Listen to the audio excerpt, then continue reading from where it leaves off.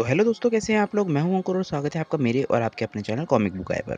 दोस्तों, आज हम ड्रैगन बॉल से जुड़े एक बहुत ही खास टॉपिक के बारे में बात करने जा रहे हैं और वो टॉपिक है गॉड ऑफ डिस्ट्रक्शन का।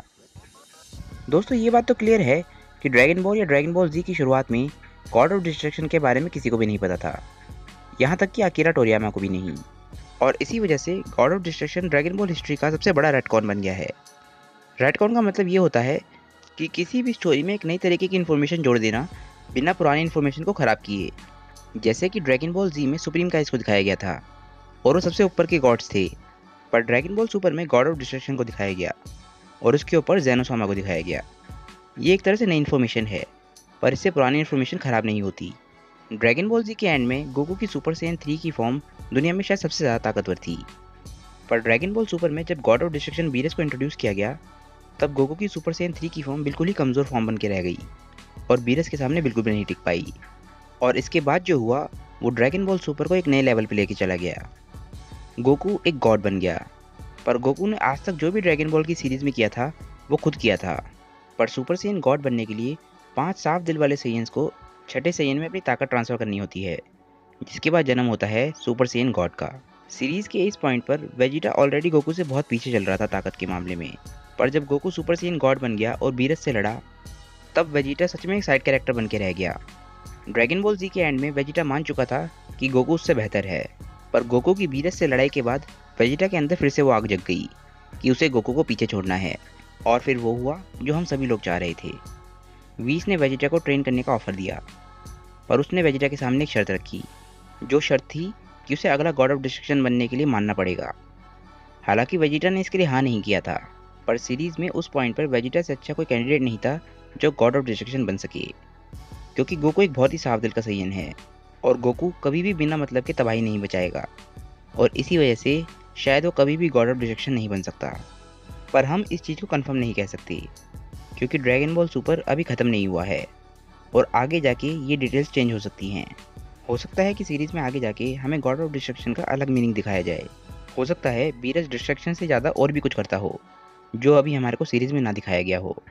गोकू और वेजिटा, इन दोनों ने ही सीरीज़ के दौरान काफ़ी सारी अलग अलग फॉर्म्स पाई हैं, जैसे कि super Saiyan 2, super Saiyan 3, super Saiyan red and super Saiyan blue.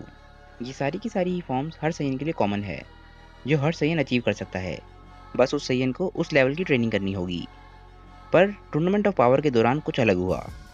Goku और वेजिटा, इन दोनों ने ही अलग अलग फॉर्म्स पाई, जो कि हर सैयन के लिए स्पेसिफिक नहीं है। जब टूर्नामेंट ऑफ पावर में गोकू अल्ट्रा इंस्टिंक्ट को मास्टर कर रहा था, तब वेजिटा ने अपना रास्ता चुना।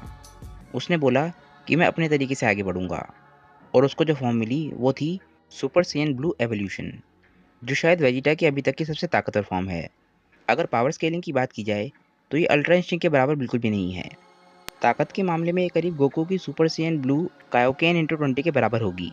तो हम लोग ये क्लियरली कह सकते हैं कि गोकू की मास्टर अल्ट्रा इंस्टिंक्ट वेजिटा की सुपर सैयन ब्लू एवोल्यूशन से बहुत ज़्यादा ताकतवर है, पर अल्ट्रा इंस्टिंक्ट को बार बार यूज़ करना गोकू के लिए भी पॉसिबल नहीं है। तो गोकू और वेजिटा फिलहाल सेम लेवल पर हैं, और ये दोनों ही यूनिवर्स 7 के गॉड ऑफ डिस्ट्रक्शन के कैंडिडेट हैं। पर ये तभी तक था जब तक dragon ball super Broly movie नहीं आई थी। गोकू और वेजिटा, इन दोनों में हम क्लियरली कह सकते हैं कि गॉड ऑफ डिस्ट्रक्शन के कैंडिडेट के लिए वेजिटा ज़्यादा सूटेबल है, उसके नेचर की वजह से। पर जब ब्रोली को इंट्रोड्यूस किया गया तो हमने देखा कि गोकू और वेजिटा, जिन लोगों ने इतनी सारी फाइट्स की हैं, जो ज़िंदगी भर से लड़ रहे हैं और ना जाने कितना समय ट्रेनिंग में लगाते हैं, वो लोग जब ब्रोली के खिलाफ लड़े अपनी सुपर सैयन ब्लू की फॉर्म में, वो उससे बहुत बुरी तरीके से हार गए।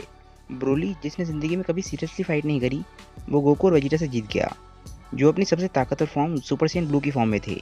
ये चीज़ हम बस गैस ही कर सकते हैं कि अगर इसे वीस ट्रेन करेगा तो ब्रोली की ताकत का लेवल कहाँ जाएगा, ये चीज़ हम कभी सोच भी नहीं सकते। वीस भले ही ड्रैगन बॉल सुपर की मूवी में ब्रोली से एक बार मिल चुका हो, पर ब्रोली उस वक्त होश में नहीं था और अपनी लेजेंडरी फॉर्म में लड़ रहा था।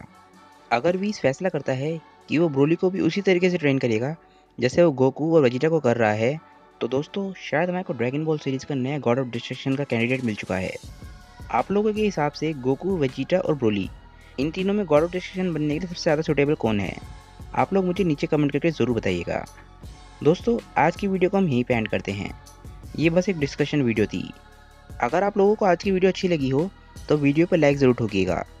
आज मैं आप लोगों को कोई लाइक का टारगेट नहीं दे रहा हूँ, तो देखते हैं कि इस वीडियो पे कितने लाइक्स पहुँचते हैं। तो दोस्तों, जिन लोगों ने अभी तक चैनल को सब्सक्राइब नहीं किया है, वो चैनल को सब्सक्राइब कर लीजिए, क्योंकि मेरे चैनल पर ऐसी वीडियोस आती रहेंगी और आप लोगों को मेरे चैनल पे बहुत सारी फैन मांगास भी मिलेंगी। तो चलिए दोस्तों, मैं मिलता हूँ आप लोगों को अपनी नेक्स्ट वीडियो के साथ। तब तक के लिए बाय और थैंक्स फॉर वॉचिंग।